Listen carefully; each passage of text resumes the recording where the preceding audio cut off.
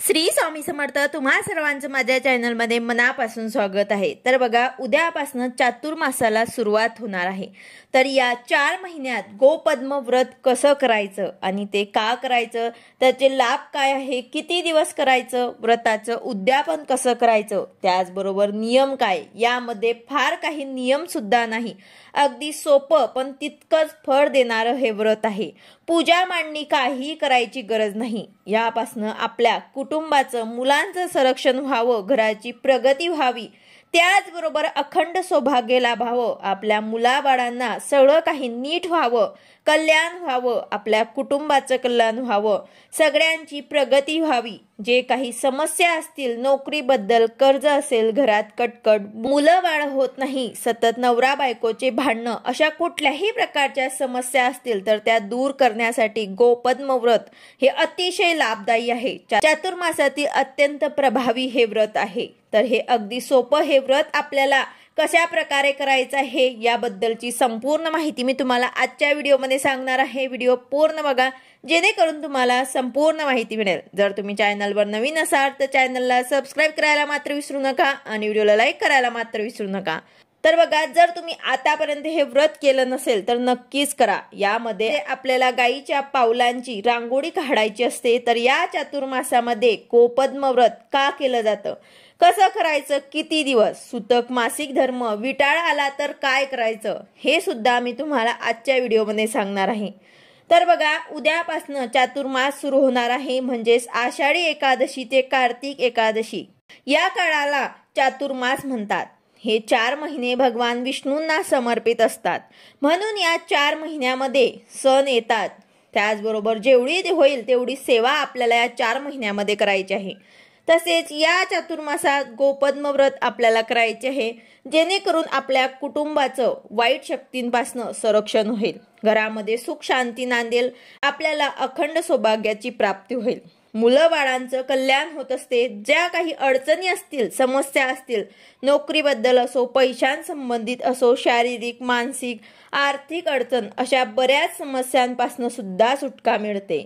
तर यासाठी हा व्रत तुम्ही मनापासून करा, नक्कीच तुम्हाला अनुभव येईल। तर या व्रताला उद्यापासून म्हणजे 17 जुलै ते कार्तिक एकादशी 12 नोव्हेंबर यामध्ये आपल्याला हा व्रत करायचा आहे। आता काही कारणांमुळे किंवा तुम्हाला माहिती नसेल, तुम्ही व्हिडिओ लेट बघितला तर 21 जुलै गुरुपौर्णिमेपासून सुद्धा तुम्ही या व्रताला सुरुवात करू शकतात। उद्या कोणाला काही अडचण असेल, मासिक धर्म सुतक जर असेल, तेव्हा सुद्धा तुम्ही मासिक धर्म संपला किंवा मग तुमचे सुतक संपले त्यानंतर सुद्धा तुम्ही दुसऱ्या दिवसापासून या व्रताला सुरुवात करू शकतात, किंवा मग 21 जुलैपासून केला तरी सुद्धा चालेल। ज्यांना काही अडचण नसेल त्यांनी असे करा, ज्यांना काही अडचण नाही त्यांनी उद्यापासूनच या व्रताला सुरुवात करायची आहे। तसेच ज्यांना कोणाला 21 तारखेला पण सुरुवात करता नाही आली तर तुम्ही कुठल्याही दिवशी या व्रताला सुरुवात करू शकतात। प्रत्येक दिवस या चातुर्मासाचा अत्यंत शुभ असतो, फक्त ते तुम्हाला कार्तिक एकादशी पर्यंत करावं लागेल। आता उद्यापासून या व्रताला सुरुवात नक्की करा। आता यामध्ये आपल्याला कुठल्याही प्रकारचा व्रत किंवा उपवास करण्याची गरज नाही, फक्त आपल्याला ही एक रांगोळी जी आहे ते रोज आपल्याला देवांसमोर काढायची आहे। देवाऱ्यासमोरची जागा स्वच्छ करा, पाण्यात थोडंसं गोमूत्र टाकून ती जागा स्वच्छ करा। त्यानंतर तुम्ही एक पाटावर सुद्धा ही रांगोळी काढू शकतात, किंवा मग खाली जागा स्वच्छ करून सुद्धा काढली तरी सुद्धा चालेल। यामध्ये 33 गोपद्म म्हणजे गायीचे पावलं काढायचे आहे। या व्रतामध्ये देवाऱ्यासमोर 33 गायीचे पावले गोपद्म काढून त्यांची पंचोपचार पूजा करायची आहे। आता यामध्ये आपण हाताने सुद्धा हे काढू शकतात, किंवा मग रांगोळीचा साचा जो असतो तो सुद्धा मिळत असतो, तो सुद्धा तुम्ही आणला असेल, किंवा मग नसेल तर तुम्ही आणून त्याने सुद्धा काढलं तरी सुद्धा चालेल। साच्याने काढायला कमीत कमी 2 मिनिटं लागतील। तर अशा प्रकारे तुम्ही आवर्जून साच्याने सुद्धा काढू शकतात। आता हे आपण रांगोळीने काढल्यानंतर ते तसंच आपल्याला सोडून द्यायचं नाही, त्यावर हळदी कुंकू टाकायचं आहे। आता हे रोज आपल्याला काढून दुसऱ्या दिवशी झाडून घ्यायचं आहे, परत आपल्याला जागा स्वच्छ करून परत आपल्याला काढायचं आहे। हळदी कुंकू, अक्षदा, फुलं वाहून पंचोपचार पूजा तुम्हाला करायची आहे, दिवा अगरबत्ती ओवाळायची आहे। हे आपल्याला का करायचं तर बघा गायीच्या अंगी 33 कोटी देवी देवतांचा वास्तव्य असतो। गाय हे लक्ष्मी माताचं स्वरूप आहे. कोणत्या न कोणत्या सणाला आपण गायीला नैवेद्य देत असतो. गायीची पूजा केल्याने 33 कोटी देवी देवतांचा आशीर्वाद आपल्याला मिळत असतो. चातुर्मास हा देवधर्म करण्यासाठी खूप महत्त्वाचा मानला जातो. या चातुर्मासामध्ये केलेल्या सेवेचे पुण्यफळ हे मिळतेच. तर अशा साध्या पद्धतीने आपल्याला 33 गोपद्म काढून हळदी कुंकू अक्षदा फुलं धूप दीप वाढवून पंचोपचार पूजा करून अगदी आपण जर साखरेचा नैवेद्य सुद्धा दाखवला तरी सुद्धा चालेल. त्यानंतर थोडं घरातल्या सर्वांनी ते प्रसाद घेऊन घ्यायचा आहे. परत आपल्याला दुसऱ्या दिवशी त्याच प्रकारे रांगोळी काढायची आहे, पंचोपचार पूजा करायची आहे, नैवेद्य दाखवायचा आहे. पूजा करताना आपल्याला ओम नमो भगवते वासुदेवाय नमः या मंत्राचा जप करायचा आहे. आता आपण हे रांगोळी रोज झाडून कुठे टाकायची तर हे आपल्याला निर्माल्यात टाकायचं आहे. कुठेही असं फेकून देऊ नका. जिथे आपण देवांचा सामान निर्माल्य टाकत असतो, फुलं वगैरे टाकत असतो, तिथे तुम्हाला टाकायचे आहे. आता हे व्रत जर तुम्ही या वर्षी केलं तर पुढचे 5 वर्षे हे व्रत तुम्हाला करावे लागेल. म्हणजेच जर तुम्ही हा व्रत या वर्षी केलं तर पुढचे 5 वर्ष तुम्हाला हे व्रत कंटिन्यू करावं लागेल. पुढे सुद्धा तुम्ही कंटिन्यू केला 5 वर्ष नंतर तरी सुद्धा चालेल, पण 5 वर्ष कमीत कमी आपल्याला पूर्ण करायचं आहे.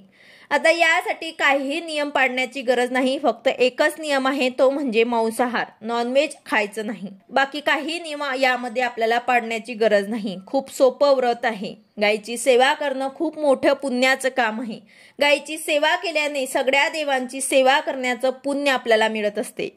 तर यामध्ये जर मासिक धर्म आला तर घरातल्या इतर लोकांनीही रांगोळी काढली तरी सुद्धा चालेल, किंवा मग जर तुमच्या घरात कोणीही नसेल, कोणी काढणार नसेल तर तुम्ही राहू द्या. 4-5 दिवस नंतर म्हणजे तुमचं मासिक धर्म संपल्यानंतर हे पुसून परत आपल्याला कंटिन्यू हा व्रत करायचा आहे. कारण या 4 महिन्यामध्ये प्रत्येक महिलांना मासिक धर्म येणार.